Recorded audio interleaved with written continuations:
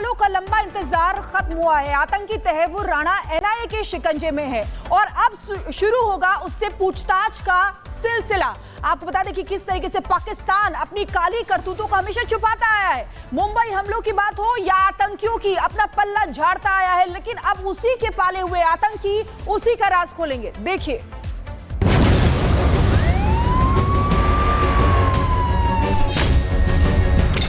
26/11 हमले का गुनहगार तहव्वुर राणा भारत आ चुका है और अब उसकी उल्टी गिनती शुरू हो चुकी है। अब आतंकी तहव्वुर राणा का एनआईए के सवालों से सामना होगा। एनआईए की टीम अटैक की प्लानिंग से लेकर 26/11 हमले और अटैक के बाद से लेकर लश्कर और आईएसआई के कनेक्शन से जुड़े सवालों की लिस्ट तैयार कर चुकी है। सवालों की शुरुआत अटैक की प्लानिंग से हो सकती है। हमलों की योजना कहां बनाई गई थी? योजना में कौन कौन शामिल था? हमलों के लिए पैसे और हथियार कैसे जुटाए? लेकिन सबसे अहम हमले से संबंधित सवाल हैं, जिसे लेकर एनआईए की टीम हर वो राज उगलवाएगी जो उसने अपने अंदर दफन कर रखे हैं। मुंबई सीरियल ब्लास्ट में क्या भूमिका थी? डेविड कोलमैन हेडली की कैसे मदद की? हमलों की प्लानिंग करने में क्या रोल था? जानकारी जुटाने में क्या और कैसे मदद की?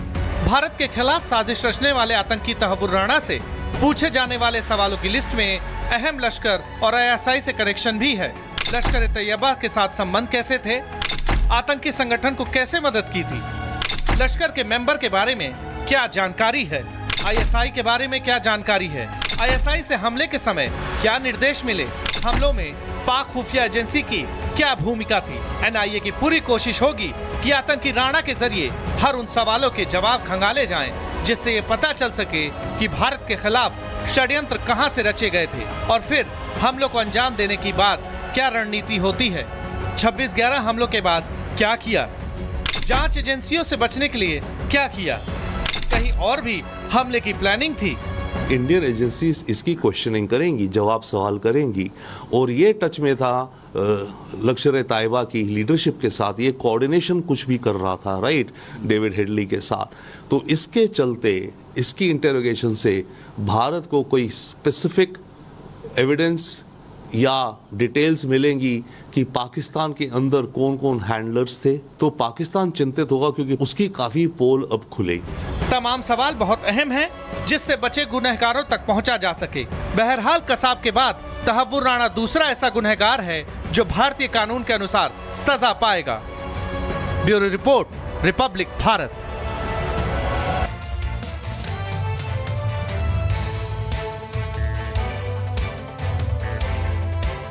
आतंकी तहव्वुर राणा को मोदी सरकार खींच करके अमेरिका से वापस भारत ले आई है, लेकिन दूसरी तरफ पाकिस्तान की शहबाज सरकार है जो कि डरी हुई नजर आ रही है।